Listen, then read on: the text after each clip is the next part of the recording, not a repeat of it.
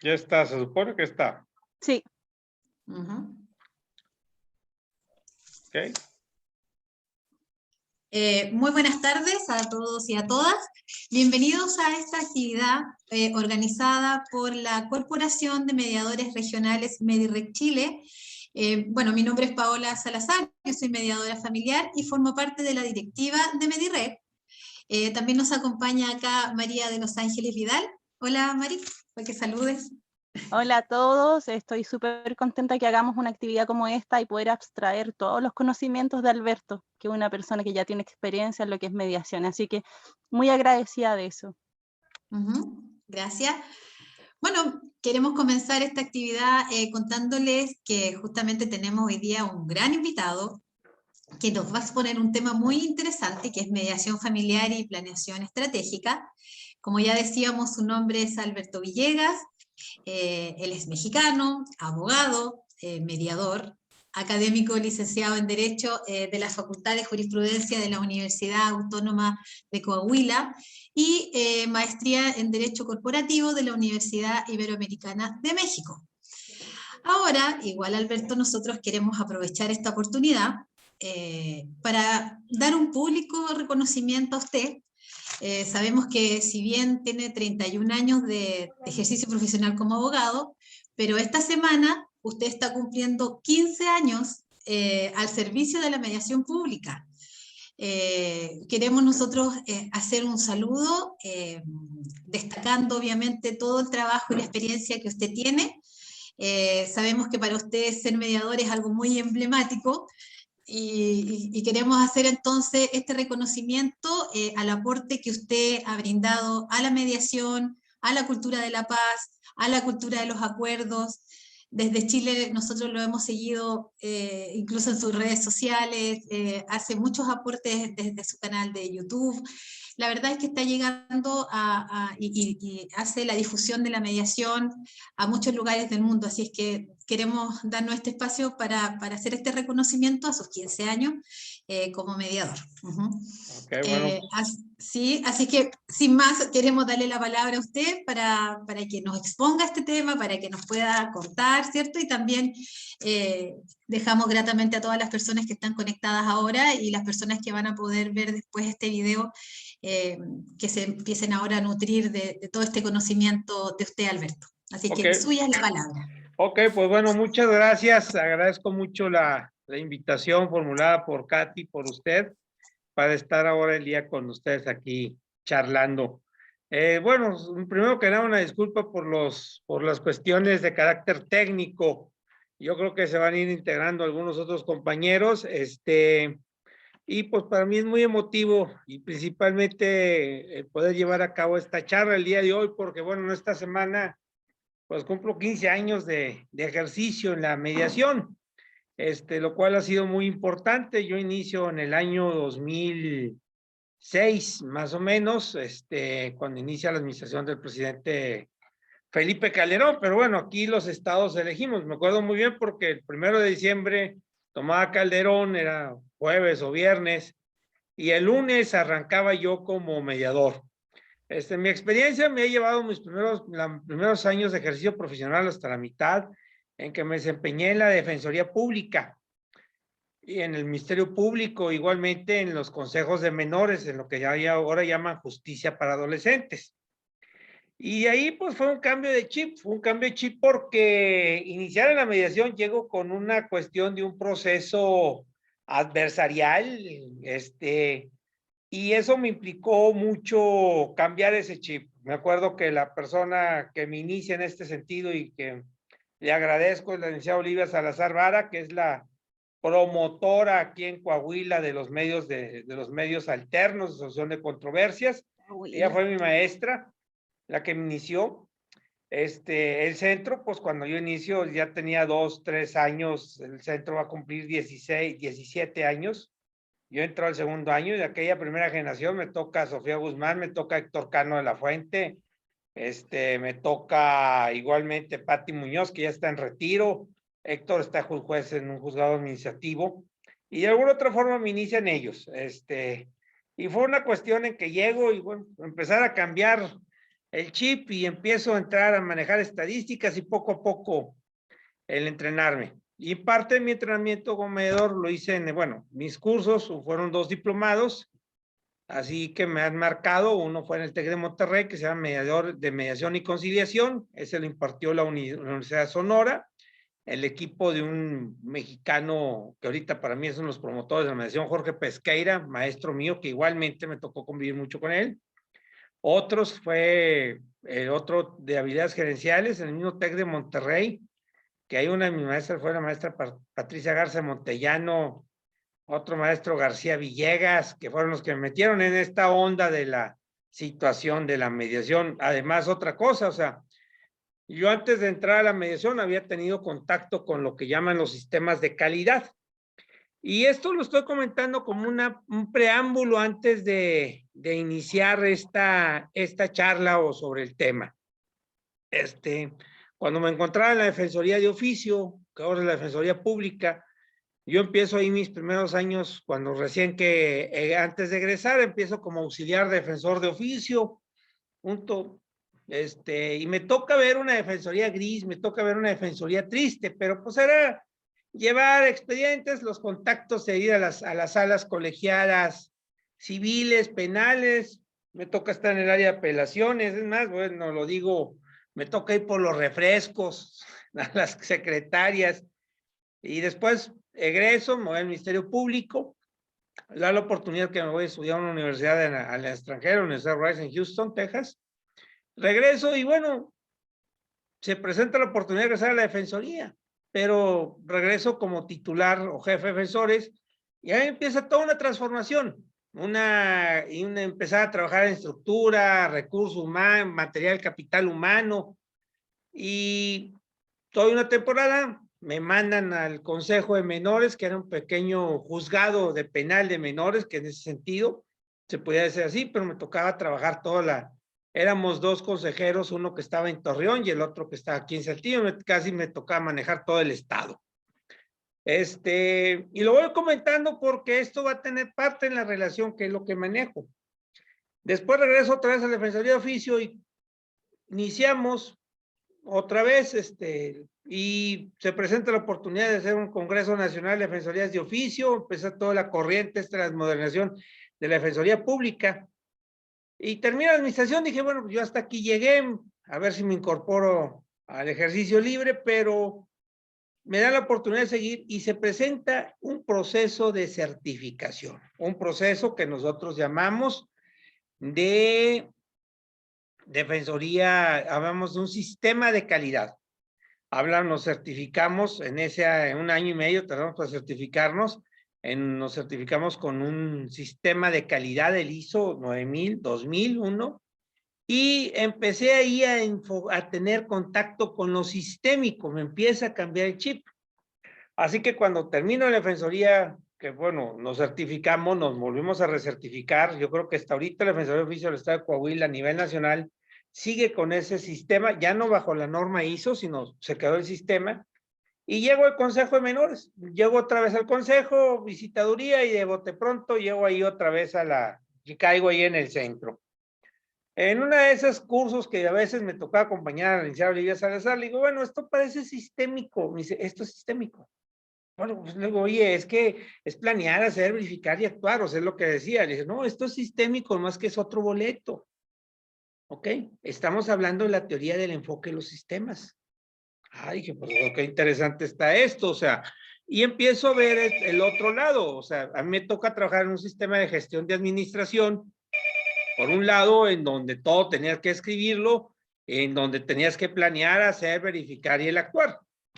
Y de paso, pues ahí me familiarizo, como a final de cuentas empiezo a tomar una situación de un enfoque de organización, un enfoque de administración, me empieza a llamar mucho las cuestiones. En el segundo diplomado que hago en el TEC de Monterrey, empiezo a ver los conceptos nuevos que recurso humano le llama capital humano y lo separan de diferencia del recurso humano.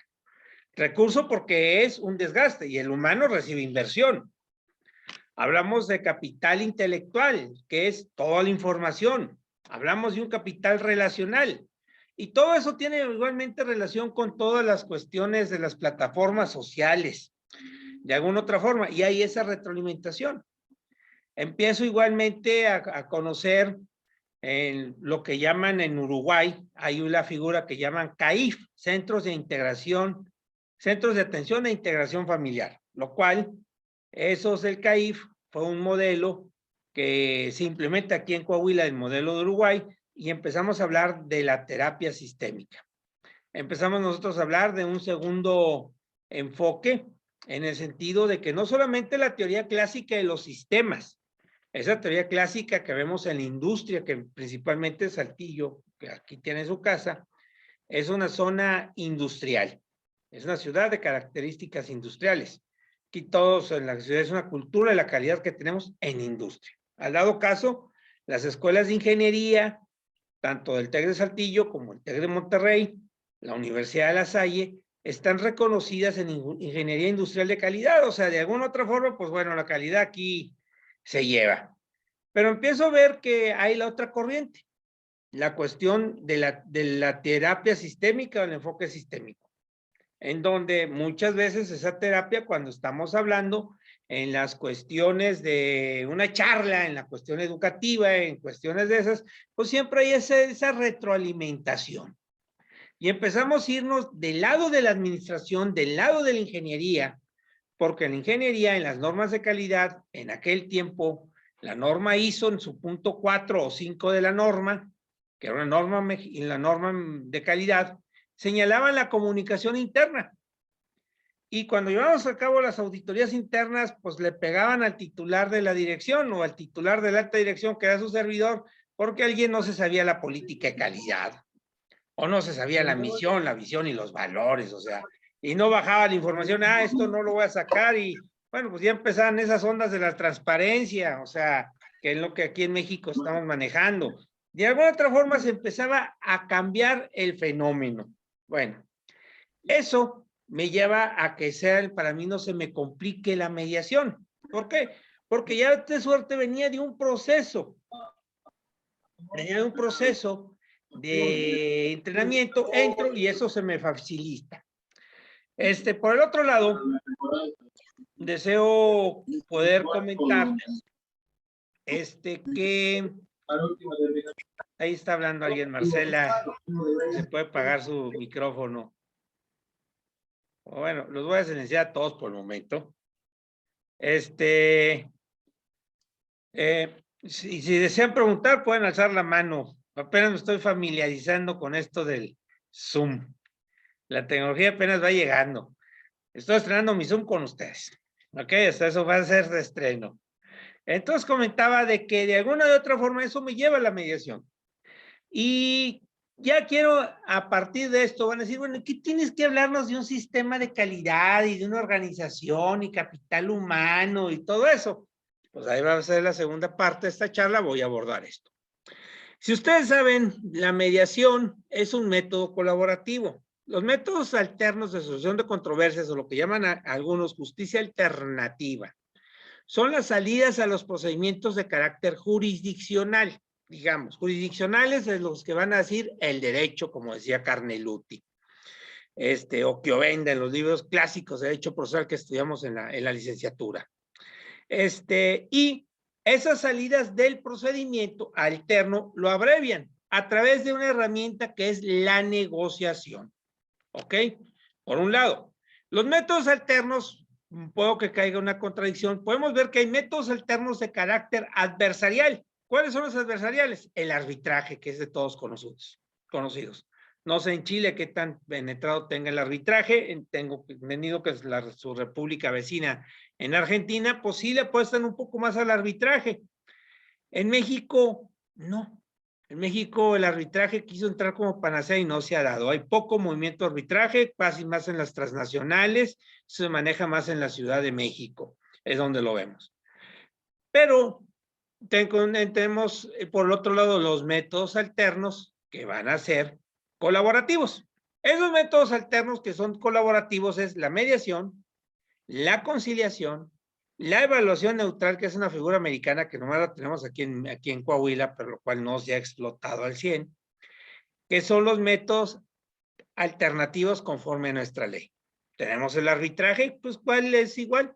Y estos métodos, como ustedes saben, tienen esos principios de cajón que son voluntarios, son confidenciales, son gratuitos, son la función es ser imparcial del facilitador o del pacificador y neutral. Yo quisiera detenerme en este aspecto entre neutralidad, porque a veces hay una diferencia en lo que puede ser neutral e imparcial. Neutral, imparcial quiere decir que no inclines la negociación hacia un lado o hacia el otro. Simplemente tratas de llevar a las partes a un mismo fin, encontrar ese equilibrio. ¿Me explico? Y claro, el que a veces es como la balanza, que yo a veces encontramos a la diosa de la justicia, Temis, y llega Irinea, la diosa de la paz, es como pongo ese concepto en mis clases, y le dice a la justicia, dice a la Temis, bueno, ¿sabes qué? Cárgame la niña, haz a un lado la espada, a ver, levántate tantito acá la venda y vamos a intentar de equilibrar, porque sabemos que la justicia o se inclina a un lado o se inclina al otro. ¿Qué hace la Irinea? Irinea trata de equilibrar eso. Y esa es la función de la imparcialidad. A veces vemos que en una mediación hay una persona que llega, está muy empoderada, muy impositiva. Bueno, ¿qué tienes que hacer tú? Bájale y súbele y los pones a ese nivel. Bueno, eso es lo que podríamos decir sobre la imparcialidad. Y la neutralidad. La neutralidad no es otra cosa más que la situación del territorio. Toda persona, psicológicamente, mi opinión, si hay alguna psicóloga aquí en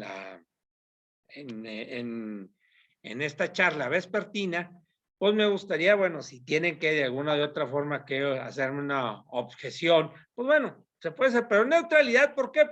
Porque es el lugar, es un lugar neutral, es el territorio, se supone que ambas partes van a estar ¿qué? Equilibradas. Claro, la neutralidad también debe de ser una de las cuestiones que yo quisiera comentar. Quisiera yo decir, esto tendría que tener alguna situación, que me están yendo las cabras, vamos a decir, de las características del perfil del mediador. ¿Por qué? Porque si yo estoy en mi sala de mediación muy a gusto mediando, pues ahí yo soy el dueño del balón, de la cancha. Pero si me toca ir a la casa de una líder social y que ella tiene todos ahí metidos a todas las personas inconformes de su comunidad, pues ella se siente muy segura en su territorio, en su casa o en su salón o en lo que sea. ¿Qué tienes que hacer? Tú tienes que desplegar esa imparcialidad. ¿En base a qué remite en cuanto a la empatía? Todas esas cuestiones. Por eso, tanto tener un lugar neutral como hacer esa neutralidad es lo importante, porque eso va a ser ese equilibrio. Muchas veces ha caído en confusión. Y si encontramos algunas leyes nacionales, caen en esa confusión. Eso me acuerdo bien, me lo comentó alguna vez mi maestra Olivia Salazar Vara. Pero bueno, siguiendo con el tema, sabemos que la mediación tiene esas cuestiones. Sabemos que igualmente la conciliación, la diferencia con la conciliación, ¿cuál va a ser? Que el conciliador propone. La evaluación neutral que manejamos aquí en Coahuila, se supone que ambas partes tienen unas diferencias, contratan un evaluador, un jurídico o cualquier técnico, antes se dejaba cualquier persona que fuera un técnico, le aportan los elementos de prueba, los documentos, lo que tenga, y él emite una opinión lo más adecuada a las necesidades de ambas partes. Si se someten a la evaluación, si aceptan la evaluación neutral, se hace el convenio, y si no, esa evaluación neutral puede servir para seguir negociando. Quiero también comentar que igualmente la mediación con estos principios es todo un proceso de comunicación. Vámonos a la cuestión en términos generales de la mediación. En México existe, como igualmente debe existir en el Código Civil chileno, la cuestión del contrato de transacción. El contrato de transacción es clásicamente la definición que dan las leyes y lo que dice la doctrina. Dice la mediación, dice donde ambas partes se someten bajo la ayuda de un tercero llamado mediador o facilitador en mediación para alcanzar un acuerdo en donde se van a hacer recíprocas concesiones. Se acabó. En cambio, el contrato de transacción que viene tanto en el Código Civil Federal y los códigos civiles de las entidades federativas aquí de la República Mexicana o de los Estados Unidos mexicanos, con el Código Civil del Estado de Coahuila, lo parafraseo, dice, cuando ambas partes tienen alguna controversia entre ellos, se podrán someter sus diferencias por medio de un contrato de transacción en el cual se van a hacer recíprocas concesiones para evitar una contienda presente o futura. Se acabó. Si vemos ese contrato de transacción, yo he sondeado en la licenciatura, en donde doy clases ahorita, y he estado ahí husmeando, preguntando a los alumnos, oye, ¿ya llevaste hasta dónde llegaste a ver contratos? Yo la transacción no, es un contrato que no se usa. A mí cuando me toca ser maestro en la Universidad de La Salle, aquí Campus Saltillo, pues sí metía la transacción, ¿por qué? Porque era como lo manejamos como mayor, pero yo hago mucho hincapié. Claro, aquí, para los que no son abogados, vamos a familiarizar, encontramos dos teorías que podríamos hablar contractuales, que es lo que ha marcado la diferencia aquí en México. Y digo teorías contractuales porque todo implica un proceso de negociación. Tenemos la teoría francesa de los contratos, que es el acto jurídico, y tenemos la teoría del negocio jurídico, que es germánico-italiana, en donde se expresa la más alta voluntad. Y no me voy a meter ahí porque eso no es una materia de derecho civil. Hablamos del negocio jurídico como la expresión plena más alta de la voluntad, cuando están contratando, y no dice, es todo aquello que es lícito y normativo. ¿Qué es lo que hacemos los mediadores? Conforme a nuestra legislación. Vamos a resolver conforme a lo que nos permite la ley. Todo lo que pueda permitir la ley está permitido. ¿Y normativo qué es? El elemento psicológico de conducta en donde yo me voy a someter. Bueno, ¿por qué comento esto? Porque terminamos en la mediación, cuando se llevan las 5 etapas que ustedes ya saben, o se familiarizan, saben que hay la narrativa, después de la narrativa viene el resumen de intereses y necesidades, la generación y evaluación de opciones, la generación, luego la evaluación de opciones y luego el acuerdo. Y el acuerdo implica una negociación, punto en donde van a hacerse recíprocas concesiones, van a hacerlo de carácter jurídico y ahí tratan de poner algún compromiso en este sentido. Todo esto va teniendo alguna relación, ¿ok? Las mediaciones tienen diferentes tipos. Hay mediaciones, si ustedes me dicen, yo más me he estado especializando en las mediaciones de carácter civil, digámoslo así, lo que viene siendo contratos, todas las cuestiones contractuales, lo que viene siendo materias de bienes, sucesiones, todo eso. Igualmente lo familiar, que eso se cuece aparte. Pero igualmente tenemos otro tipo de mediación, que ustedes en este sentido han tenido lo que llaman, que México siguió mucho el modelo del Código Nacional de Procedimientos Penales de Chile. Ustedes en Chile tienen los juicios orales, y cuando nosotros pasamos hace 8 años, en la administración del presidente Calderón, hubo una reforma constitucional y se metió el sistema de oralidad, se basó mucho en el sistema chileno, me explico, y en el sistema colombiano, ¿ok? Y esos sistemas hablan sobre las salidas al procedimiento, lo que llaman la mediación por medio de la justicia restaurativa. Bueno, que eso es aparte, hablan de la mediación penal. Parte de la mediación penal tiene que tener igualmente esencias de derecho civil. ¿Por qué? Porque en materia civil, ¿qué es lo que le interesa a lo inculpado? La reparación del daño en materia civil. Punto. Claro, pues bueno, hay las salidas en aquellos delitos aquí en México que no son graves, les han dado la salida por medio de la mediación penal. Los mecanismos, la ley, hay una ley especial, la Ley Nacional de Mecanismos Alternativos en Materia Penal. Y ahí se aplica lo que llaman justicia restaurativa. No sé si ustedes tienen la filosofía. De justicia restaurativa para mí hay 3 personas que lo conozco porque lo leí. Una es Howard Serr, su libro, que el pequeño libro de la justicia restaurativa. La maestra, la cual fue mi maestra Virginia Domingo, que es la que hace las conferencias familiares, se basa mucho en Howard Serr. Otra es la maestra Luciana Catali, porteña ya de Buenos Aires, que ella aplica mucho las prácticas restaurativas. Y claro, ella lo maneja, ella sigue mucho el libro de Marshall Rosenberg, La comunicación no violenta. Pero de alguna otra forma, ahí viene cambiándome el concepto de organización.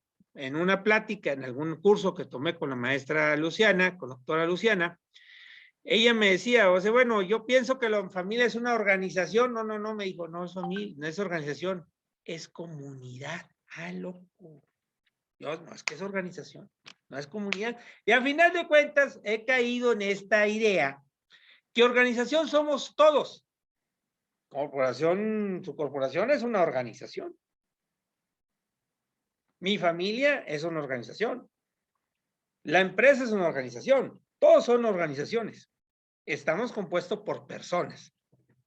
Pero todos cuando convivimos y hacemos como comunidad, hay una transición de organización a comunidad. ¿Y cuál es esa transición? Cuando todos hacemos comunión y coincidimos, esos somos sistemas organizados, mini sistemas, es cierto. Convivimos, hacemos comunidad cuando estamos casados ¿con qué? Con los valores de la comunidad. ¿Me explico? En ese sentido, vamos a señalar aquí en Saltillo hay empresas muy importantes. General Motors tiene su política de calidad, su planeación, su filosofía organizacional, que ahorita lo voy a abordar. Y en eso, pues hace que sea una empresa que triunfe. Y así hay varias. Bueno, todo esto va teniendo ya relación porque ya es una comunidad, claro. Lo que vienen señalando los círculos de paz o los círculos restaurativos, punto. Hace unas semanas se celebró el Día Internacional de la Violencia contra la Mujer. Y se nos ocurre a mí y otra compañera hacer círculo de paz en la Escuela de Leyes, que es una escuela patriarcal, de la cual yo egresé, punto. Y transitamos ahorita que a una comunidad en donde se está reconociendo los derechos de la mujer, o donde hay una integración. Somos, yo creo, la única escuela. Hace unos años hubo un atentado muy especial en Chihuahua. Ustedes pueden ver el documental de las 3 muertes de Maricela Escobedo. Hay un mural dedicado a Maricela Escobedo, ahí en la escuela.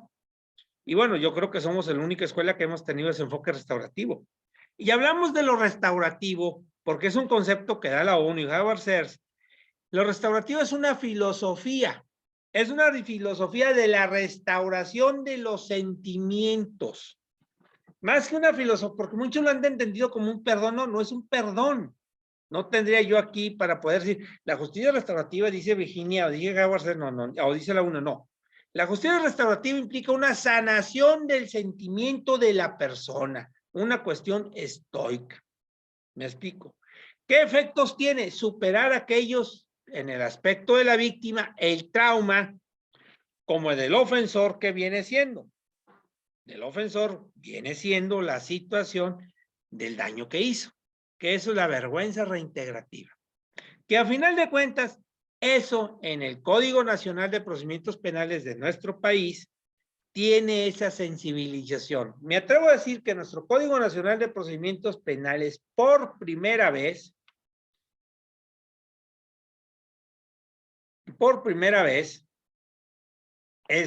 tenemos ahí en nuestro Código Nacional de Procedimientos Penales, que es un código de carácter de derecho humano. ¿Me explico? ¿Por qué? Porque se toma a la víctima y se toma al ofensor. En el procedimiento penal se da hasta el asesor. Primera vez, antes no se daba. Y se da la cuestión de un sistema de justicia restaurativa a un procedimiento de justicia retributiva. Restaurativa, ¿por qué? Porque la justicia restaurativa es una justicia colaborativa, porque las partes resuelven. Es una teoría sistémica, porque hay una representación. Las partes resuelven el problema. ¿Me explico? Los protagonistas no son el juez, ni el actor, ni el demandado, no. Los protagonistas son los que participan en la comunidad, que igualmente es víctima, ofensor, y son escuchados. ¿Me explico? Y no son soluciones de castigo, no es al pasado, como la justicia retributiva es el pasado. Pueden ustedes consultar la tabla de Howard Sears que lo saca. La justicia restaurativa es el futuro. Bueno, de alguna otra forma, eso igualmente, la justicia restaurativa ha tenido aplicación no solamente en la materia penal, sino ha tenido aplicación en la materia educativa que aquí en México se está intentando de implementar. Ayer están los hermanos Rafa Lobo y Juan Manuel, Jorge Pesqueira, Violeta Maltos, que igualmente fue mi maestra, todos de alguna otra forma fueron maestros míos, y han estado hablando de ese sentido de la justicia restaurativa. Virginia Domingo ha sido una de las promotoras aquí en México de ese sentido, igual como Luciana Catali. O sea, vamos, de alguna otra forma han venido aquí a hacer sus experimentos. Y la Secretaría de Educación aquí en Coahuila cuenta con una dirección de mediación y justicia restaurativa. Se está tratando de hacer círculos, se está tratando de hacer todo eso. Pero bueno, al dado caso, igualmente la justicia restaurativa está entrando en la materia familiar. Hay un estado en México que lo lleva a cabo por medio de una maestra, que bueno, tomé un curso hace unos años, un año más o menos en la pandemia, Claudia Villavicencio Villaseñor. Ella, lo que son las cosas, ella era facilitadora en procesos de justicia para adolescentes, muy audaz, se lleva la justicia restaurativa a la materia familiar. Pero bueno, vámonos adentrando después de esta larga introducción a lo que viene siendo la mediación. Ya habíamos comentado que la mediación y la mediación familiar, pues igualmente tenemos que trabajar con un concepto de familia. Y familia aquí ya no es el clásico concepto que hablamos. Familia ya no podemos considerar el hombre y la mujer, punto, porque bueno, aquí en México ha habido una tendencia a ir quitando esos estereotipos al considerar los matrimonios entre las personas del mismo sexo. ¿Me explico? Ha habido también un cambio en el concepto de familia, en que Miguel Carbonell, en su libro Derechos Fundamentales del Derecho Mexicano, que es ahorita el constitucionalista de moda y tiene una página igualmente en YouTube, el doctor Miguel Carbonell, alguna vez en su libro comentaba, ya familia no es el concepto tradicional, sino familia, aunque no haya esos conceptos de que, bueno, me gustas, o sea, dos hombres se gustan, o dos mujeres se gustan, ya se quieren y no, aquí ya es, los que vivan en una casa ya tienen ese sentido de familia, sociológicamente hablando, se amplía. Aquí han iniciado un pacto, que en Coahuila hay un pacto de unión civil de solidaridad, que pues se puede hacer entre dos personas, aunque no tengan afinidades de carácter, de quererse como pareja, sino se pueden hacer y hacemos nuestro pacto y vivimos en familia. ¿Me explico? Claro que se han desviado muchas cosas, pero bueno, este concepto de familia nos implica muchas veces trabajar. La mediación, como lo voy a comentar ahorita, el derecho de familia. El derecho de familia aquí en México ha tenido una evolución. Han separado en algunos estados el libro de la familia que viene en el Código Civil y lo han hecho un derecho público. Dicen que el derecho público de la familia, porque saca el libro de la familia. No, para mí el derecho de familia debe seguir en el Código Civil. Pero a partir del año 1999, en México, que siempre tenemos ese sistema patriarcal tan arraigado, se ha dado la situación de que la legislación se ha ido avanzando en ese sentido. Cuando se hace el Código Civil del 99, el cual actualmente rige, llegó a ser uno de los códigos civiles más avanzados de Coahuila, empieza a haber un equilibrio a favor de una persona vulnerable, de la mujer. ¿Me explico? Y empezamos a cambiar de un derecho cerrado, porque se supone que el derecho a veces, lo que señala la norma y el supuesto, ¿no? Pasamos a un derecho de carácter sistémico, un derecho que es más flexible, un derecho en donde se privilegia a la clase vulnerable, no con el hecho de decir que eres mujer, ahora está más a favor de la ley de la mujer, no, en que se le tome en cuenta. ¿Me explico? ¿Ok? Es lo que empieza a ver esos avances. Empieza la figura de la violencia intrafamiliar, que hoy le llaman violencia de género para todo. E inician en el 2011, hay una reforma nacional que se hace,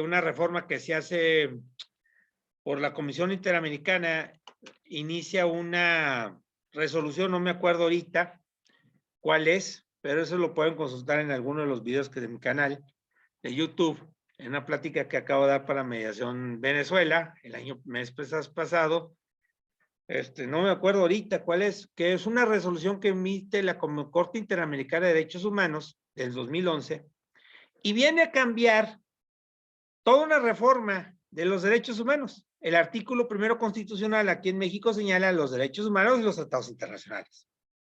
Y pasamos de un derecho doméstico a estar considerando que la Constitución y las leyes reglamentarias y todo eso, cambiamos ¿a qué? A una globalización de carácter jurídico.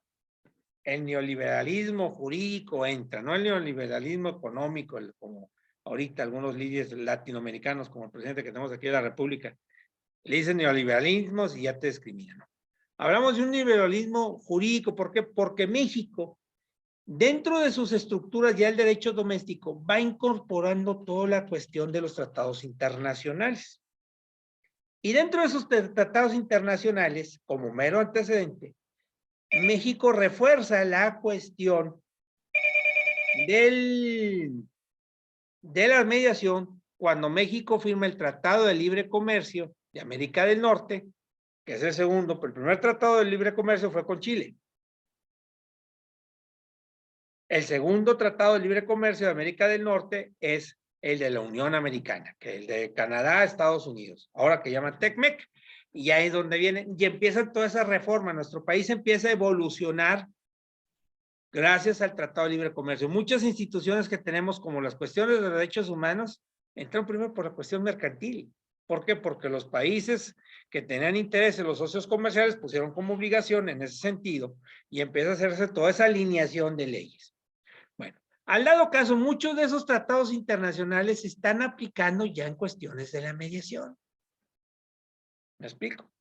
Un ejemplo, si vas a manejar en la mediación citación de menores, al dado caso, acabamos de tomar un curso, estamos tomando un curso y llegó una juez, una magistrada familiar, y dice, tenemos que estar de acuerdo a la convención sobre los derechos de los niños y las niñas adolescentes. Así que nuestro actor tienes que privilegiar en ese sentido. Claro, si lo vemos desde un punto de vista jurídico, lo aplicas, pero acá no. ¿Cuál es la característica del mediador en la materia familiar?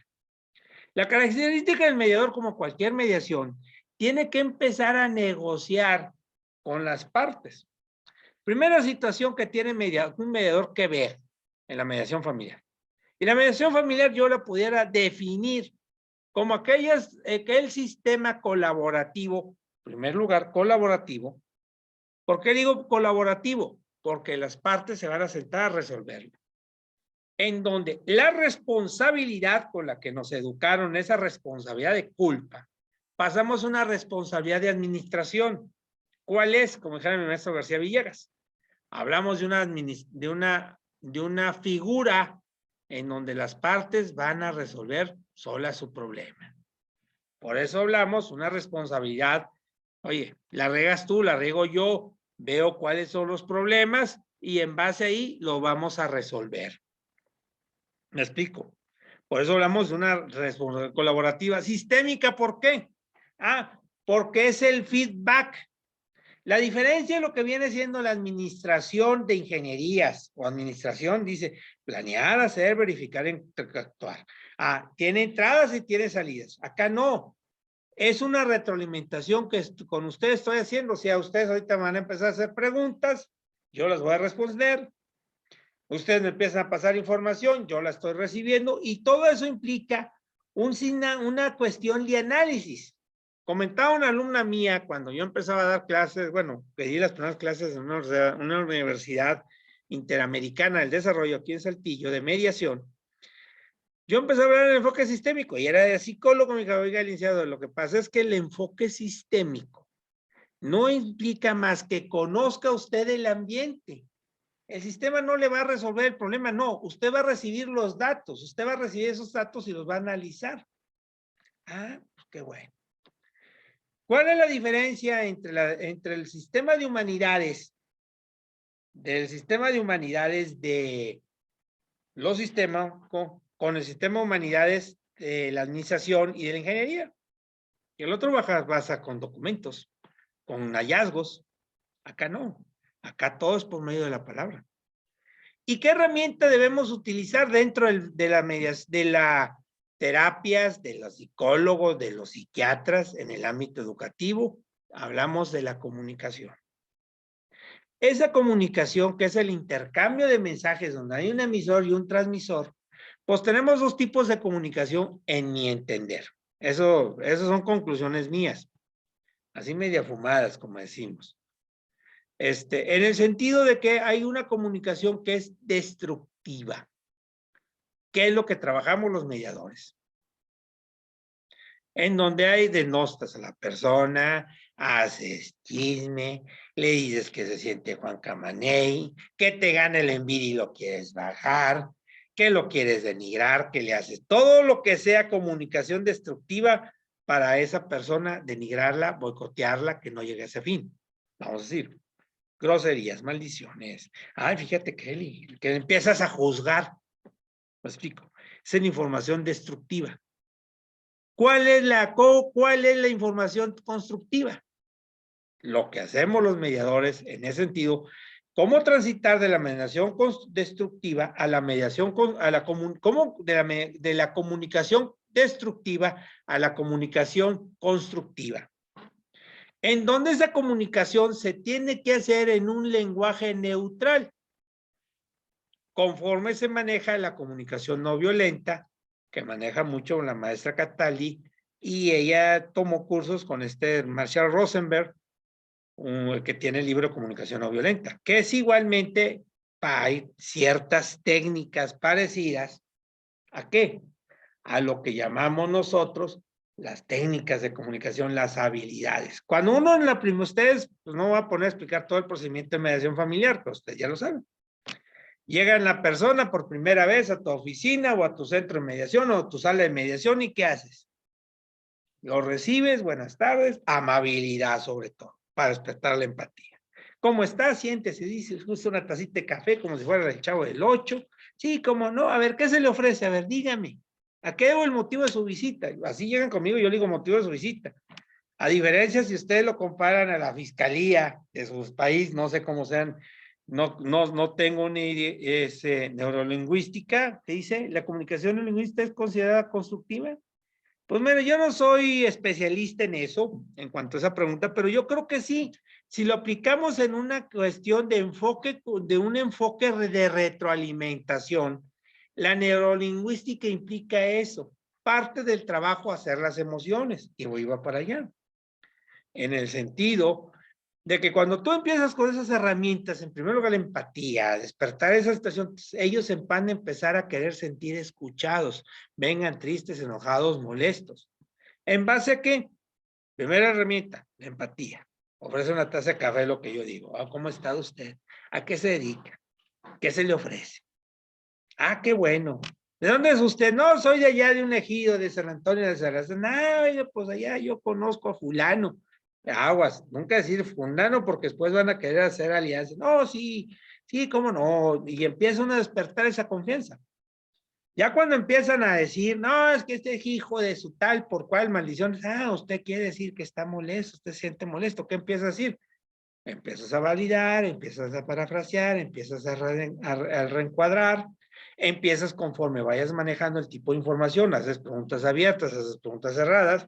Pregunta abierta, ¿usted es casada? Bueno, ¿usted es cerrada? ¿Usted es casada? ¿Es soltera? ¿Sí? ¿No? Me explico. El tipo de comunicaciones empáticas, comunicaciones de tipo de preguntas que son empáticas, que yo digo, porque a veces son circulares, que son reflexivas. Yo no sé cómo se hacen. Tengo 15 años y nunca he podido descifrar las preguntas, pero eso ya es. Bueno, oye, ¿usted cómo se sentiría si usted le pasara esto? Y ellos dicen, no, pues es que yo, y me explico, ya los empiezas a llevar. Y en eso consiste la comunicación. Vamos tratando de transformarlo por medio de nuestra habilidad, conforme a nuestras herramientas, para pasar a la comunicación constructiva.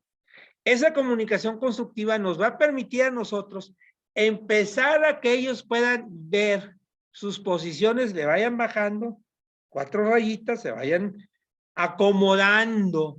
Eso es el que está muy empoderado, pues bájalo, y el que está muy muy deslegitimado, súbelo y los empiezas ahí a equilibrar.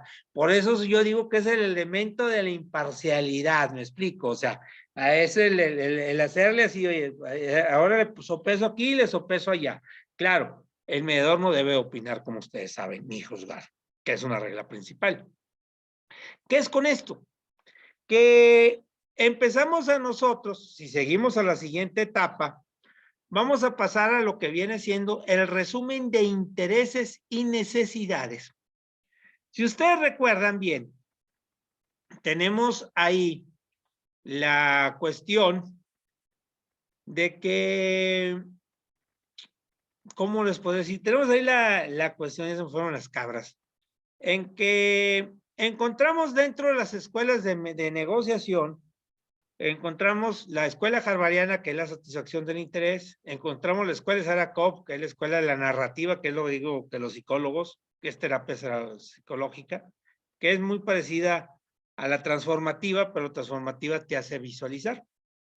Y para esto, cuando habla de la harvariana, encontramos un libro, Aprendiendo a negociar, a decir sí sin ceder, o decir no sin ceder, de Eric Fisher, el padre de la mediación harvariana. Y él entra a un aspecto importante del conflicto. El conflicto, como dice Marshall Rosenberg,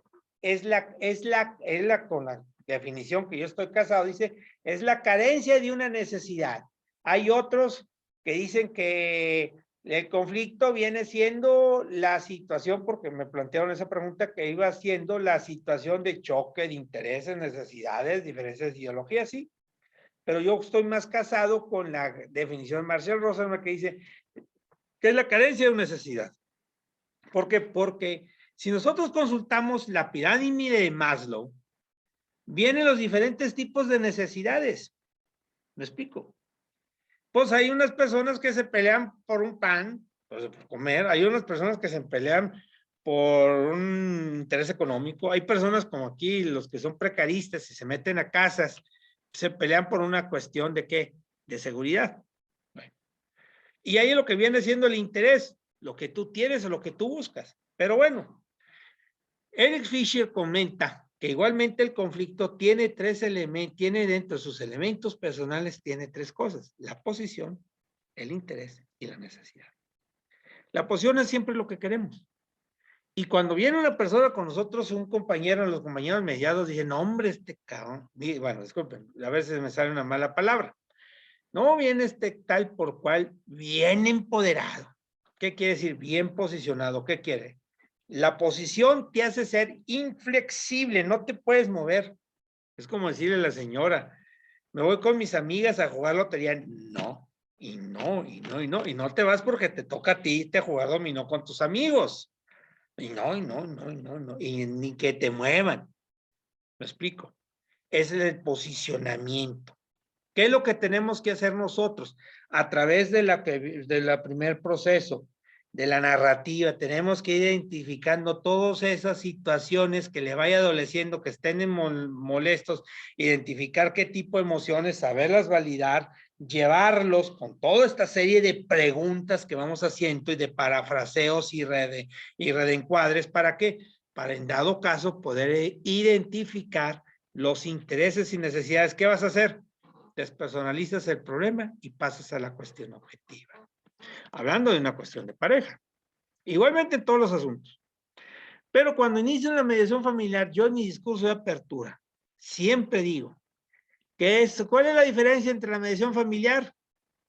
Punto. Si hablamos de una relación de pareja. O de un cuidado de adulto mayor, que ya lo he comentado. O hablamos igualmente de relaciones de hermanos, la persona, la unión familiar. Si voy a hablar de una cuestión de menores, yo digo, pues aquí lo que ustedes van a negociar es el porvenir de sus hijos. Y todavía me atrevo a decirles, a hacer medio hostil, como una figura de mediador hostil, que lo puedan consultar ahí. Yo tengo los míos, yo tengo mis hijas, a mí que me interesan los suyos.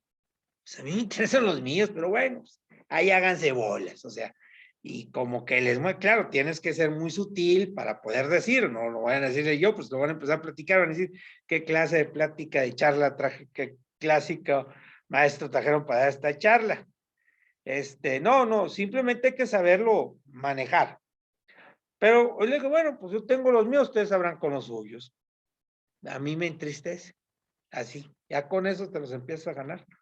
Y en dado caso, en ese mismo instante, a ellos se empieza a dar la situación en que se empiezan a concientizar y dices, aquí usted lo que van a negociar es por venir de sus hijos. Y ya con eso medio que los vas entrando.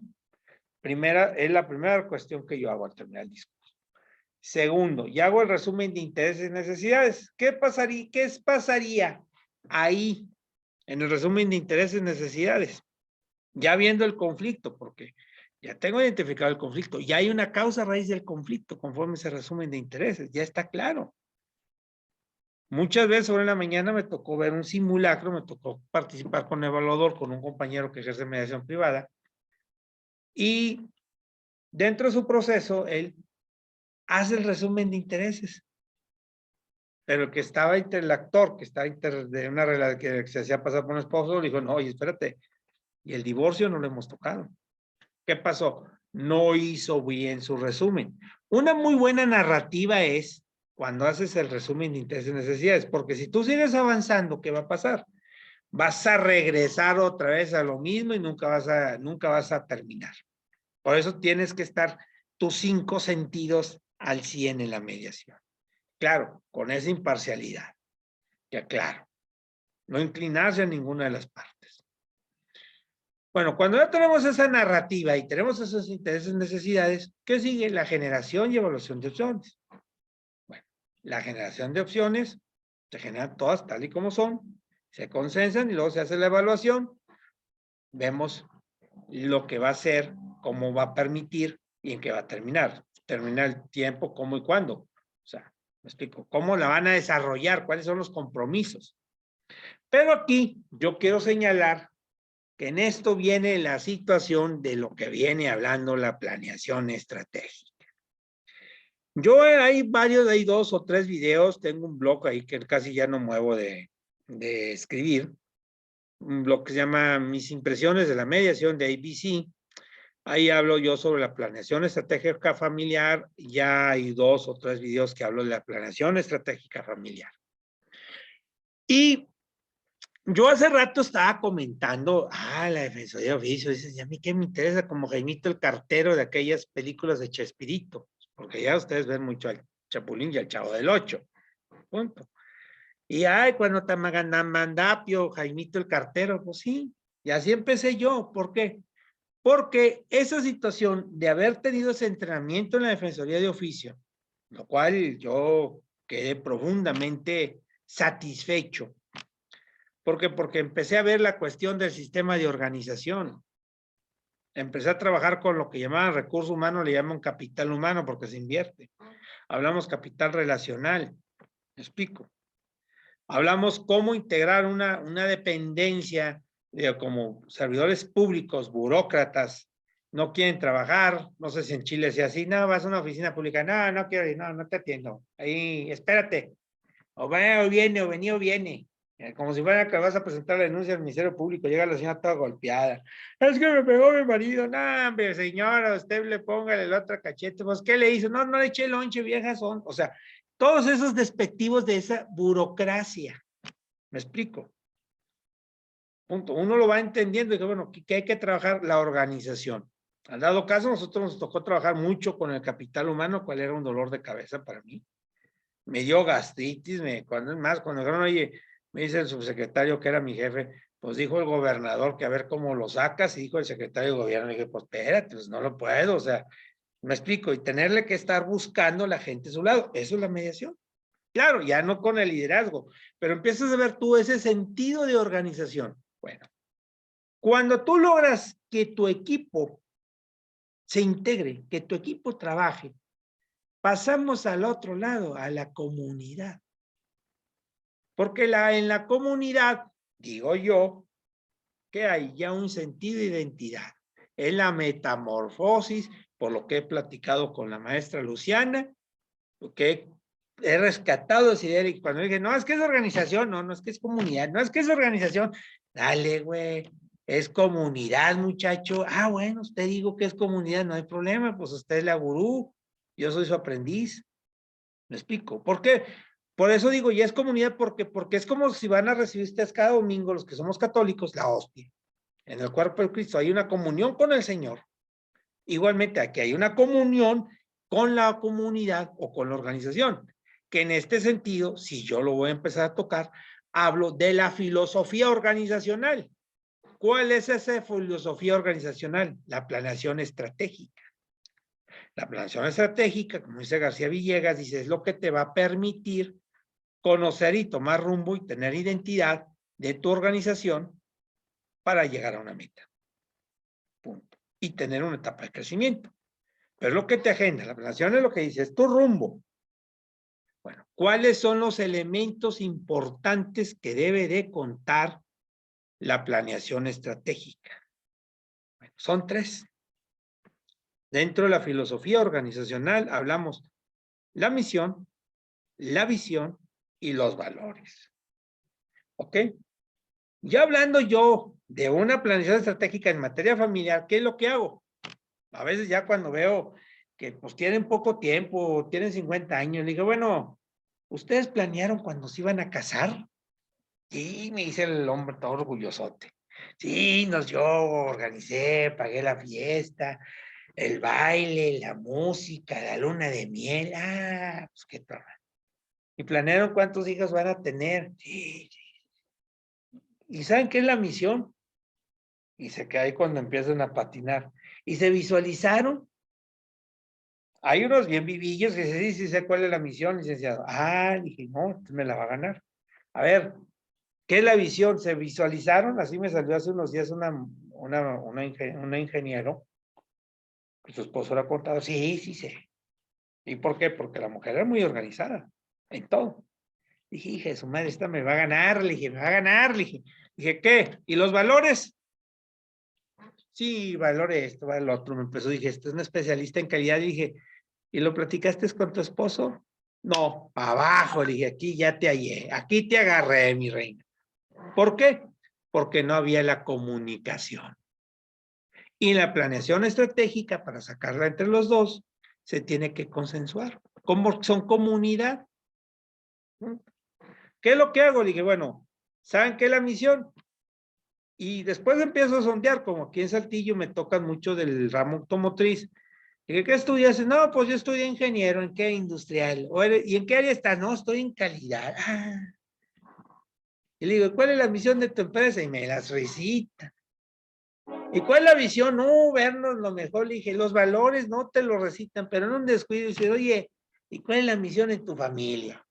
Sopa, se vienen para atrás. ¿Por qué? Porque no la han sabido definir. ¿Me explico? No tuvieron esa definición. ¿Me explico? Por eso les digo, la misión es en estas palabras. ¿Qué somos? ¿Qué son? Somos pareja, ok. ¿Tienen familia? Sí. Somos pareja y somos padres de quiénes, de fulano, sutano y mengano. ¿Qué van a hacer por ellos? Y te lo recitan, no, lo mejor, mis hijos, la educación. Ándele, a veces hasta los pongo que me los pongan en esa hoja de máquina. Ya que tengo la misión definida, ya que los tengo conscientes, punto, me voy a la siguiente etapa. Dime cuál es tu visión. ¿Cómo se quieren visualizar ustedes? Oh, ¿se visualizaron? No, no nos visualizamos. Bueno, ¿cómo te quieres? Si es una pareja que se puede rescatar, digo rescatar que ellos quieran, punto. Entonces los avientas tú, no, es que queremos los dos vernos y envejecer juntos. O quiero ver a mis hijos profesionistas. O sea, todo en un ánimo que proactivo, positivo, entusiasta. Luego vámonos, ya que te definen la visión, pasamos a la siguiente etapa, lo que hablamos sobre los valores. Si ustedes entran a cualquier institución que de valores, ser los mejor, dicen valores, ser leales con el cliente, honestos, ser que el cliente no está satisfacción. Y empecé, bueno, ¿qué valores me pueden definir entre ustedes? ¿Cómo es eso? Sí, pues yo digo, en la empresa fulana y tal manejan la honestidad o la lealtad. Alguna vez me salió un maestro albañil de la construcción, así lo decimos aquí en México, pero no, yo ya, licenciado, yo voy a ser leal a mi esposa. Ah, qué bueno. ¿Y cómo vas a ser leal? Ya no voy a irme a bailar con otras señoras de la vida galante. Ah, qué padre, le dijo. Y ahí ponle. A ver, ¿cuál es no, el valor de la confianza? Y los vas haciendo que se vayan ejercitando. ¿Qué pasa cuando ya los tienes tú con esos valores? Porque los valores en materia de en la organización, hablando de la política en materia industrial o administración, los valores se van a convertir en indicadores y esos indicadores van a tener un mínimo y un máximo. Acá no les voy a dar un curso de estadísticas de ruta de calidad, yo soy pésimo para las matemáticas. Pero cuando menos dices, si tú ves que ya está fallando el valor de la honestidad, pues es un momento en que platiquen entre ellos. O si vas a ver que van a estar fallando en esto, así le vamos a hacer. ¿Qué es con esto lo que yo trato? Cuando tengo ya definido esa cuestión de la filosofía organizacional, se me va a hacer más fácil poder entrar a ¿qué? A la generación y evaluación de opciones. ¿Por qué? Porque ya los concientizaste. ¿Me explico? Y ya ellos entienden que hay esa retroalimentación, ese feedback. Claro, vienes tú también trabajando mucho las herramientas en cómo se van comunicando. Pero ya llega un momento en que la generación, ya que se van conmigo, ya no regresan para hacer la generación y evaluación de opciones. ¿Me explico? Y a veces sí regresan y hacemos el convenio.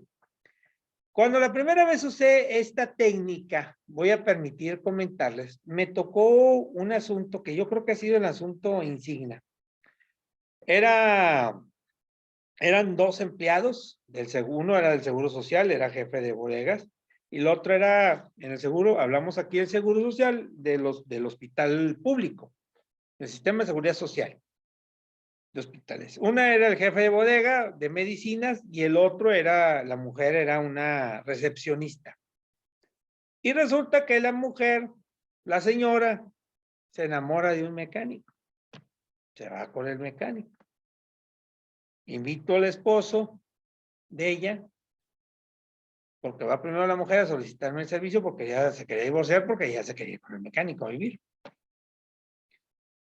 Entonces va el hombre melancólicamente, me platica toda su tragedia y digo su sentir, dice que yo la descuidé por estar metido en el trabajo. Ok. Empezamos entonces a mediar y yo tenía un año que quería tomar el diploma, dije voy a aplicar la planeación estratégica.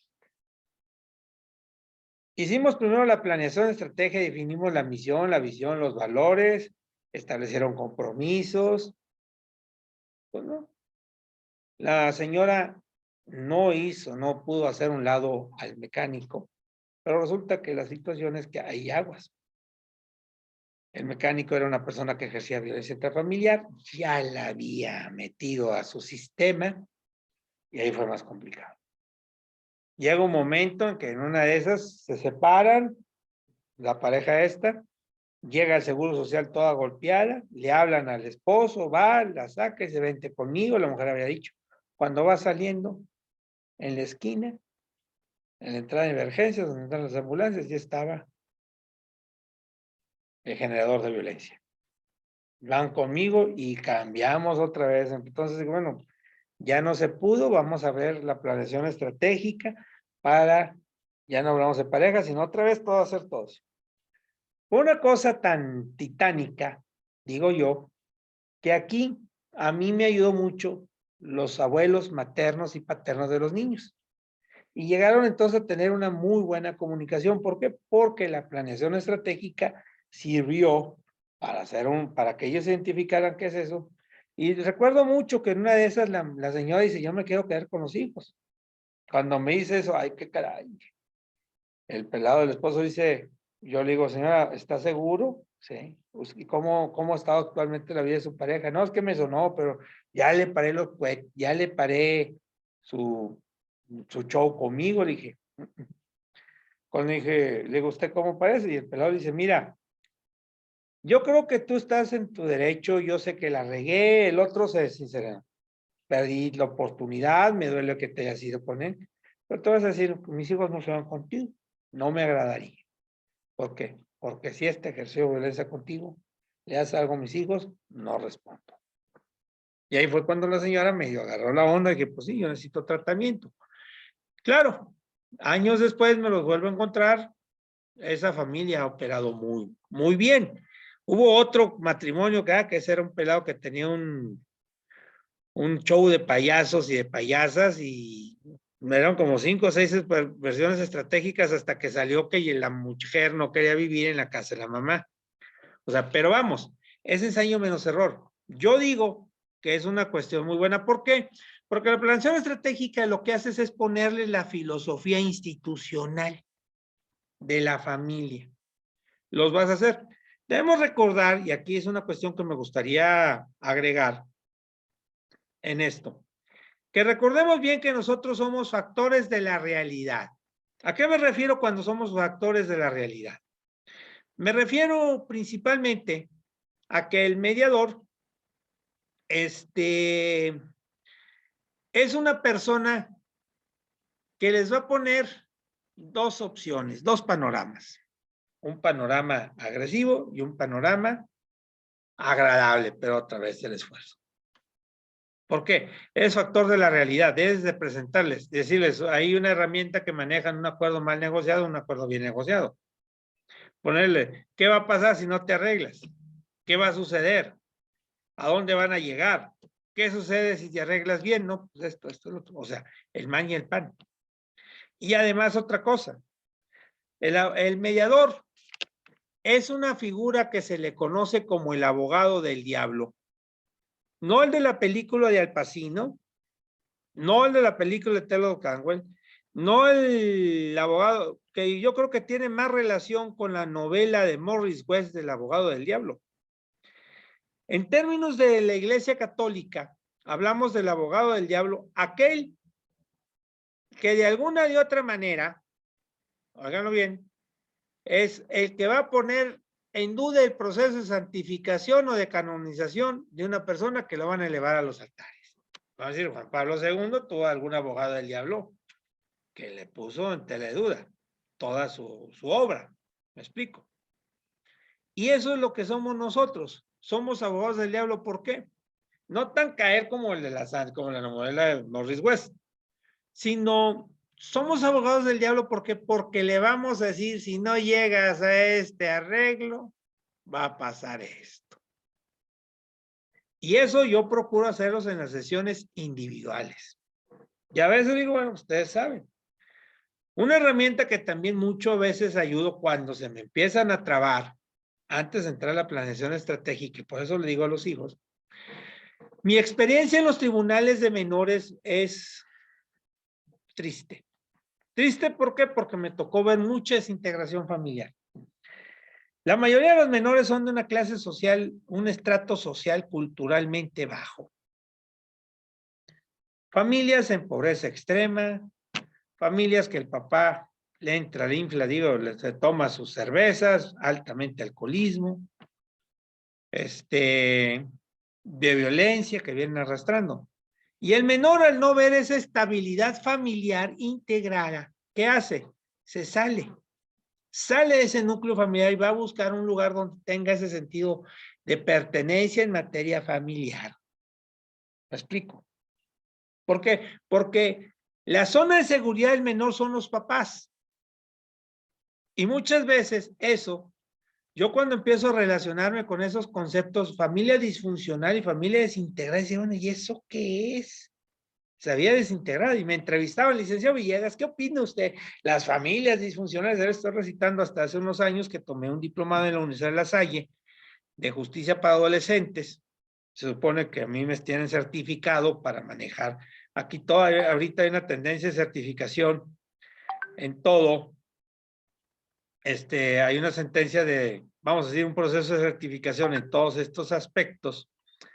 Se supone que los que trabajamos en el sistema de justicia penal para adolescentes estamos certificados y eso me da la certificación que yo pueda ser facilitador en materia penal de justicia para adolescentes.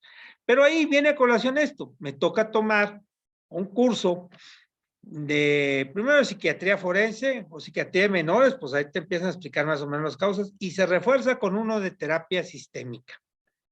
cuando nos da uno de los principales aquí en Coahuila, hay dos pilares de la terapia sistémica. Uno es Marta Flores Prida, que es la que se trae de Chile todo el enfoque de teoría sistémica, y el otro que es su servidor no, que es su ayuda, su segundo, Marcos Dena.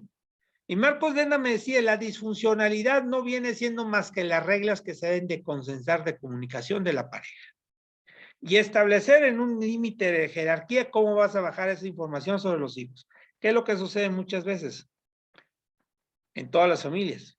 Cuando las parejas empiezan a discutir en frente a los hijos, ¿qué sucede? Los hijos empiezan a ser agresivos, va a haber una alineación parental, uno se inclina por un lado, otros para el otro.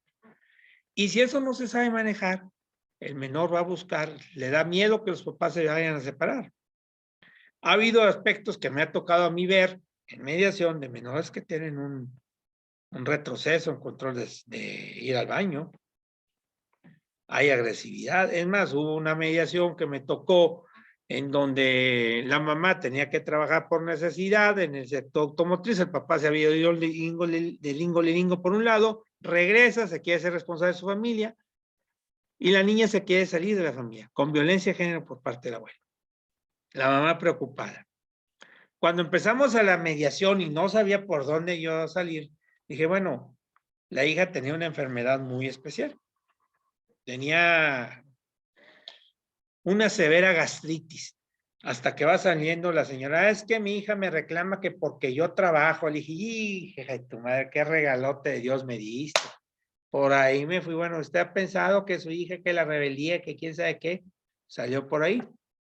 Bueno, y él dice que al final de cuentas se pusieron de acuerdo, ahí medio con las herramientas. Yo no sugiero, yo trato de avenirlos, sutilmente, en el sentido, tuvieron que ir ahí al seguro a ver que ese muchacho, que la niña estuviera bien de salud, se arregló el asunto. Hubo otro asunto en donde la mamá estaba muy resentida con las hijas, el papá vuelve 20 años ya con otra pareja y quería hacerse cargo. ¿Y cuál era? Las hijas no tuvieron la presencia materna. ¿Me explico? ¿Qué es esto? Al no tener esa presencia materna o paterna, los efectos de rebeldía de los jóvenes, digo yo sin ser psicólogo, se debe a esa falta. Punto. Y eso va causando que se vayan juntando con otros menores. A veces, lo que me tocaba ver cuando estuve en el Consejo de Menores, en las residencias juveniles, que eran los centros de internamiento, a veces menores mejor prefieren delinquir y entrar ahí al centro de menores. ¿Por qué? Porque ahí se sentían familia. En la Ciudad de México hay un problema muy grave de hace muchos años. Hay los niños del drenaje profundo, donde hay niños que entre ellos mismos, entre 18, 9, 10, 16 años, todos tienen relaciones sexuales. Hombres. ¿Por qué? Por la misma falta de la violencia de género o la violencia familiar, o porque los padres no se hicieron cargo o no jugaron ese juego responsable. ¿Qué hace el menor? Busca ¿qué? Ese sentido de comunidad negativo. ¿Me explico? ¿Y qué es lo que pasa? Un ejemplo. A mí en el sistema de menores, en el tiempo que estuve, en las 3 ocasiones, me tocaron 3 menores que partieron la mejor vida. Uno, que nunca se pudo llevar la reintegración familiar, muy feo.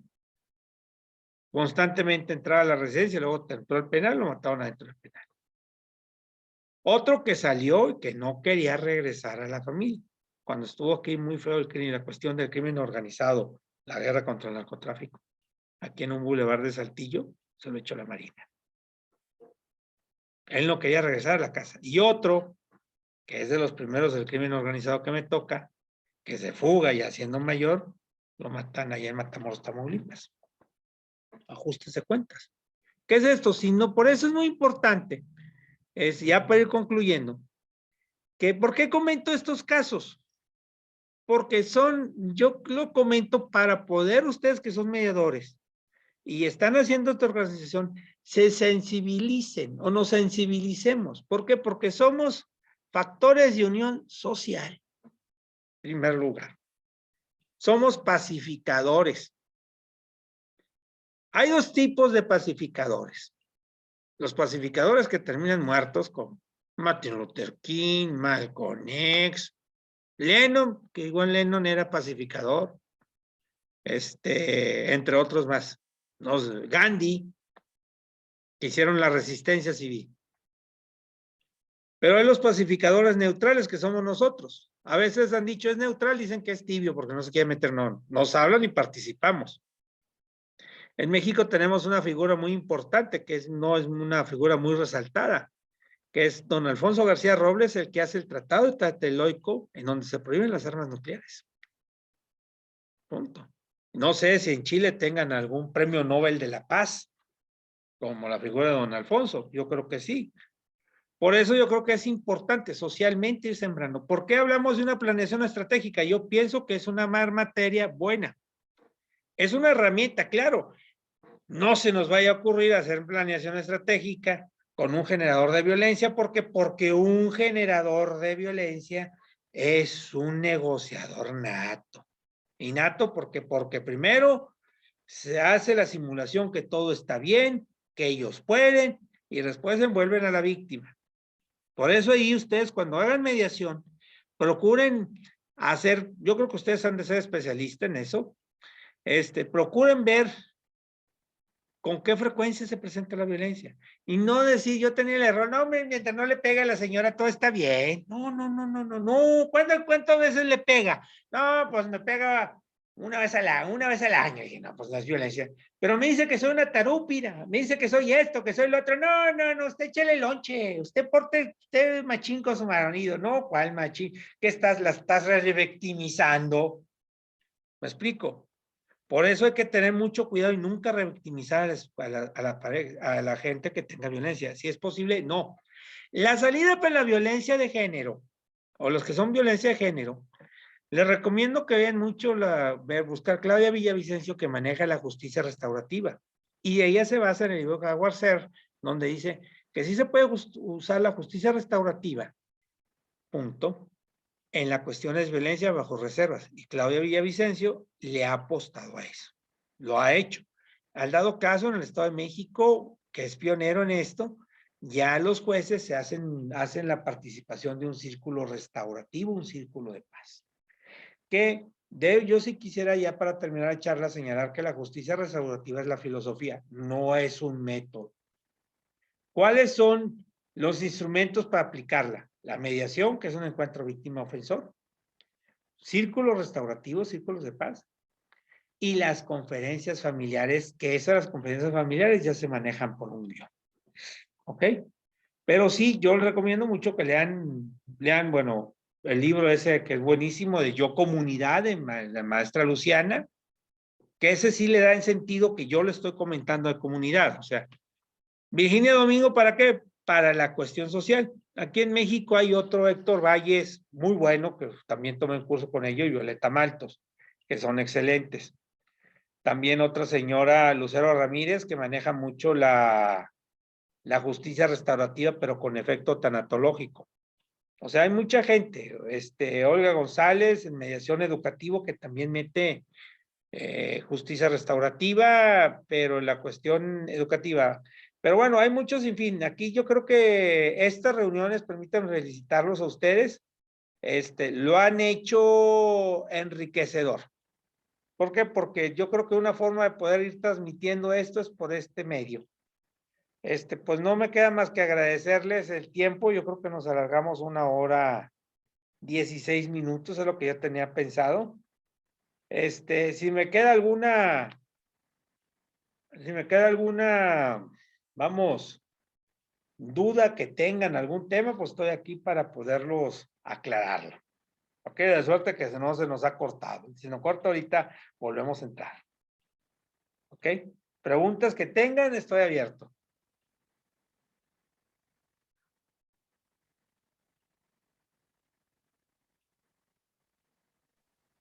Profesor, ¿me permite un comentario? Sí. Mientras lo escuchaba, la verdad es que nunca me había planteado la familia desde la misión, visión y desde los objetivos. Se fue una mirada distinta porque, claro, en verdad sí es una empresa. Y uno lo hace implícitamente, bueno, cuando tiene una familia, digamos, lo que funciona. Pero claro, cuando estamos frente a familias disfuncionales, que son en su mayoría las cuales llegan a mediación, nunca, la verdad, me había planteado mirarla desde esa perspectiva y hacer ese ejercicio. Así que me parece novedoso, se lo agradezco. Sí, no, sí quiero señalar que, bueno, respetando la opinión que es una empresa, mi hermano el mayor es médico, un médico muy exitoso. Y las pláticas que tenemos, no, dice, es que mi familia es la empresa. Dije, pues bueno, es organización, pues yo tomando el concepto de mi hermano. Y claro, la familia es nuestra empresa. Nuestra empresa depende, nuestra familia depende del éxito que seamos como padres. ¿Me explico? O como padre Sí. o como madre, o sea, cualquiera de las circunstancias. Y debemos de entender que una cuestión es la relación de pareja, que se pueda rescatar, y otra cosa es la relación de padres. La de pareja, si no se puede, a un lado. Es más, yo a veces me paso ahí de gracioso en la mediación, ya cuando veo que son gente muy humilde y de campo, y los veo muy enamorados, así, dije, bueno, dele su Kiko, y me tapo los ojos, y el Kiko es que se den un beso. Claro, hay que saber cómo y dónde, si se lo digo a un profesionista, un doctor en derecho, no, pues me lo va a tomar la falta de seriedad. ¿Me explico? Pero sí, a veces hubo una de las últimas que yo decía que nunca, hubo una mediación últimamente que me marcó. Digo, me marcó, me llamó mucho la atención. Una que yo ya estaba desesperado, no sabíamos cómo hacer. Era una empresa que había que liquidarla, eran esposos. No, no, no. Y una de esas le dije a la señora, ¿hay cariño o no hay cariño? Digo, ¿qué es eso? Si hay cariño, no hay cariño, ya dile si lo quieres, ya desesperado. Eso implicó que se fuera a quejar, que me llamaban la atención y que tenía que pedir disculpas. Y que me dijo que me estaba inclinando la negociación al otro. Pues sí, si la regué, la regué. Después la señora decía mucho, decía, bueno, es que yo quiero arreglar esto en un futuro, porque le decía, señor, yo no sé qué vaya a pasar contigo. Meses después, eso fue vamos a decir, en marzo, en abril de este año, falleció en uno de esos de Iron Man. O sea, dices tú, nunca sabes. ¿Me explico? La señora. ¿Y todo por qué? Porque tenía razones y muchas veces a los mediados hay que entenderlos. Hay que empatizar más, no justificar, o sea, no inclinarse. Hay que ver eso de la simpatía, no irnos a la empatía. Es empático, entiéndelo, pero tampoco vayas a hacer simpatía. ¿Me explico? Y ese concepto que yo sí quisiera resaltar, que usted dice, bueno, una empresa sí, yo lo veo así como una empresa. Pero yo lo veo como una empresa que va a formar, vamos a decirlo, como comunidad en un aspecto positivo, porque hay comunidades negativas. Eso yo lo sé, ¿no? Como comunidad, yo hablo ya de comunidad plena al 100%, donde los valores han sido entendidos. ¿Me explico? Que yo creo, yo así es como entiendo a la maestra Luciana Catali. ¿Por qué? Porque ella habla el yo comunidad.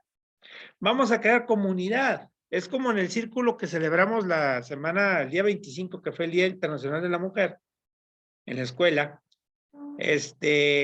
Cuando le digo al señor director, Alfonso Yáñez, oye, vamos a hacer esto, el director, no, pues, ¿qué es eso? ¿Cómo se hace? Punto. Sí, se difundió en los medios sociales. Después me dice, tú eres muy peleonero, Villegas, siempre estás molestando, eres muy maldiciendo. Pero lo que nos llevamos así. Y hasta que él va entendiendo, o sea, ¿qué pasó? Se logró integrar la comunidad tanto académica como administrativa como alumnas. Nuestra escuela, mi escuela de leyes, ahorita dicen, tenemos una cuestión de un sistema patriarcal porque muchos años fueron maestros y yo tuve maestros que pues todos los conocía. De alguna otra forma, desde niño tuve mucha relación con ellos. Mi papá era maestro ahí de la universidad, de la Facultad de Jurisprudencia. Y pues conocía a todos los abogados de alguna otra forma. Llegas tú, después de tiempo de egresado, a 30 años, a dar clases a tu escuela, a tu alma mater, y empiezas a ver mujeres. Pues bueno, no me extraña, yo casi la mayoría de mi ejercicio profesional, mis jefas han sido mujeres y feministas. Y llegas a ver una comunidad feminista muy, muy pesada. Y que me perdonen si me van a estar escuchando, o sea, no se trata de, no. Yo pienso que muchas veces, por eso yo pienso que la cuestión colaborativa va a hacer a un lado aquellos dos conceptos de machismo y feminismo. O aquellos que dicen feminazis, no, el día que mañana yo me ponga el delantal y me ponga a barrer como Cantinflas en el barrendero, punto, me ponga a lavar y a cocinar, ¿sí? Yo procuro ayudar en las labores, en aquellas sí, lavo baño y todo eso, no me da pena. Pero es igual, o sea, ¿por qué? Porque esa colaboración, ya pasaron los tiempos en donde el padre era proveedor, porque antes lo permitían. Ahorita las necesidades las necesidades económicas, se necesita que los dos trabajen. Y de paso es una cuestión que me toca escuchar a veces, ¿no? Y señores del ramo industrial que vienen del campo, que vienen de agricultores, que migran aquí a la ciudad y empiezan las empresas, y cuando se ven atorados con los créditos de Coppel, de FAMSA, de los que dan créditos a la gente modesta, se empiezan a quejar, no, ya no lo hacemos, no nos alcanza, y le dicen, no, yo le di permiso a mi señora que se fuera a trabajar. Ah, loco, cabrón. Pero resulta que la señora se consiguió un compañero operario y le pegas otra vez a la familia. Por eso yo creo que es otro aspecto que no abordé. Hay que trabajar muy bien esa cuestión de las relaciones. Hay que sondear. Por eso es muy delicado. Me explico. Hay matrimonios que les voy a decir una cosa. Aquí en Saltillo, si yo sacara una estadística, muchos de los matrimonios que una temporada tuve en materia familiar se deshicieron por los horarios de los turnos de trabajo, principalmente en el ramo automotriz. Me explico. El descuido. O que a veces la mujer, el pelado trabajaba, digo pelado el hombre, y llegaba el sábado en la noche y se quería dormir. O el sábado o el domingo se iba a jugar fútbol y nunca sacaba a la señora. ¿Me explico? O la señora que empezaba ya a saberle padre trabajar y tenía amigas y que se iba de fiesta y el otro se ponía así molesto. O sea, ¿por qué? Por el concepto machismo, por eso les digo. Mucho de la violencia de género igualmente viene por ese sentido que la mujer ha venido ganando espacios en las feminazis famosas. Quiero comentar una anécdota que pasó ya para terminar y a ver si quién desea hacer otra pregunta. En el mes de marzo fue el Día Internacional de la Mujer. Y en mi comunidad en Saltillo hubo varias escuelas privadas, colegios de la vela perpetua. Digo vela perpetua, todos los persinados, así católicos, hueso colorado. Alumnas pararon la escuela, no entraron a clases. Así de esos tamaños. En el colegio que están mis hijas, las niñas de prepa pararon. Así. El padre está con los pelos de punta. Los lasallistas, los salesianos, las monjas catequistas guadalupanas, las monjas del Valle Arizpe, salesianas, me explico. Las del Plancarte. Porque eso es revolución. Y es más, hubo una situación en el sector de la Universidad de Coahuila. Varias escuelas empezaron a denunciar maestros que eran supuestamente acosadores. Yo me acuerdo que iban a inaugurar ese muro, el muro que les comento, a ver si más tarde, a ver, debe haber un muro, una foto ahí en mi Facebook, donde el director audazmente autorizan que se haga el muro. Ese día se presenta el muro y ya venían poniendo pintas y pancartas en varias escuelas. Cuando llegan a la escuela, pues quedó satisfecho con el muro, las muchachas hablaron, participaron, no hubo nada. Días siguientes voy circulando por la avenida principal, que es B. Carranza, en donde es el barrio universitario, casi yo vivo. Está el TEC de Saltillo, que son las ingenierías, enfrente está la Universidad de Coahuila. Cuando doy dando vueltas, veo a una de las alumnas que andaba ahí en la ceremonia pegando pancartas en contra de los maestros. O sea, ¿me explico? O sea, lo que quiere decir es que se está despertando una conciencia. El problema es que, pues ahí esas figuras, no sé qué tan arraigado esté la figura patriarcal o machista en Chile. ¿Me explico? En México es una contraposición, estamos evolucionando. Claro, no, yo digo que como los derechos humanos, cuando llegan los derechos humanos, aquí decían que eran los delincuentes. Luego la víctima, apenas estamos encontrando ese equilibrio. ¿Alguna otra pregunta?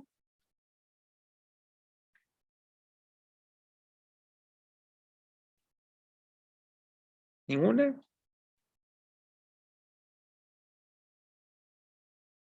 Bueno, pues espero que esta charla haya sido gratificante para ustedes. Fue un placer, agradezco mucho a Katy, que ya tengo tiempo, unos meses de conocerla, cual me haya brindado la oportunidad. Yo digo que ella es mi fan número 1, igualmente que ustedes, que están acoplando, que me hayan dado esta oportunidad. Y bueno, por la cuestión que, bueno, para mí lo comentaba Katy, que haya sido igualmente a Paola, que haya hecho esa mención de 15 años. Han sido 15 años muy gratificantes. Esta semilla empieza a rendir frutos. Me explico, o sea, ya. Y la verdad es que el ser mediador, y ustedes que han formado esta corporación, es una lucha diaria y es un estilo de vida. Me explico. Y no por ser mediadores no van a ser conflictivos, no van a ser, vamos a decir, tóxicos. Todos tenemos derecho a enojarnos, tenemos derecho a decir. A veces mi mamá me dice, eres mediador, pues ¿para qué te estás enojando? Me explico. A veces tu señor dice, pues no, que muy mediador, ya casi estás, cabrón, que estás así con el tamafat que te está dando, me explico. Todas esas situaciones. Y dentro de nuestro gremio jurídico, te ven así medio raro, me explico, o sea, ¿cómo vas a hablar? Pero bueno, hay muchas anécdotas que yo les podía agradecer. Fue un placer estar con ustedes, sigo estando a sus órdenes, ya saben, mis redes sociales, ahí están, en el canal de YouTube, el Pacificador Neutral, está igualmente Instagram, Beto Villeca en Twitter, y Alberto Villegas en Facebook. ¿Ok? Ahí Alberto Villegas. Sí. Pero bueno, y agradezco mucho el tiempo que me hayan brindado estar con ustedes. Alberto, no, gracias a ti por el tiempo. Sé que has tenido una semana con mucha actividad. Realmente estoy súper agradecida. Siempre nos apoya desde México, a pesar de las diferencias de hora, te das el tiempo para organizarte y estar con nosotros apoyando a MedRec Chile. Estoy muy feliz de haberte conocido, de que sea nuestro socio de honor. Gracias. Y esos 15 años que tú dices de experiencia se notan a través del conocimiento que nos entregas. Tú siempre vas un paso más adelante, enseñándonos cosas que quizás acá en Chile todavía no llegan. Con respecto a la mediación de adulto mayor, esto mismo que tú haces rompiendo esquemas del círculo de paz, tener un programa, tú no paras, tú trabajas mucho con respecto a la mediación, yo de verdad te admiro. Cada vez que puedo veo tus programas. Sí. Al rato entro Cultura de Paz y mañana el programa de rock, pero que voy a hablar de paz. Sé que te toca ahora la cultura de paz, así que no te quiero quitar más tiempo y solamente darte las gracias por todo lo que has dado para nosotros como agrupación, así que muy agradecida por tu tiempo y por tus conocimientos, tu generosidad, que eso siempre se ha destacado, que enseñas sin pedir nada a cambio y eso se valora mucho. Así que gracias, Alberto, por estar con nosotros. Sí, o sea, lo importante es que todos vayamos haciendo, como dice Luciana Cataldi, comunidad, ¿ok? Comunidad, es una cuestión muy grande. Y lo que son las cosas, nadie es profeta en su tierra. Uno comentaba ayer con Raimundo Mendoza, que a veces maneja toda la cuestión en comunicación social de la Escuela de Leyes. El problema es que ahí el mercado está afuera. Y yo creo, y no lo digo que el mercado en el sentido de mercantilista, sino que las experiencias voy a comentarlos. Hay más presencia mía, y humildemente lo digo, en Argentina, ahí con ustedes, algo en España con José Antonio Veiga, Javier Alesoli. Pues sí, yo no soy como ellos, ellos sí son, como digo, como dicen en términos beisbolísticos, son de las ligas mayores. Yo soy de la AAA, que aquí profesionalmente de mi rancho. Pero bueno, me da mucho gusto estar con ustedes, sigo estando a sus órdenes. Katy, pues los que tengan mi teléfono, Katy se los puede compartir, o igualmente Paola, y a sus órdenes estoy. Voy a ver ahorita, a ver cómo subo esto al canal o cómo lo grabo, porque primera vez que me meto en esta situación, en este mundo del Zoom, nunca lo había usado. ¿Ok? Siempre hay una primera vez. Es la primera vez. Hay otra persona que también me gustaría recomendar mucho para las cuestiones de restaurativa, Mish Ramírez Maldonado, que también es un mediador que sabe mucho, aporta mucho. Él está en Jalisco y él está implementando ahorita un programa de derecho colaborativo muy bueno. Él es muy, yo le digo aquí en México el filósofo de la mediación, ¿ok? Pero todos estamos por aquí tirar y darnos la mano. Y gracias y felicitarlos a ustedes y muchos grandes éxitos por su asociación, ¿ok? Esperemos que vayan sumando. Acuérdense bien, en la mediación se suma, ¿ok? Y la cultura de la paz comienza en casa y la casa de ustedes es su asociación. Sí. Gracias, Alberto. Muchas gracias por todo, por entregarnos este conocimiento y nosotros muy agradecidos de eso. Ok, gracias.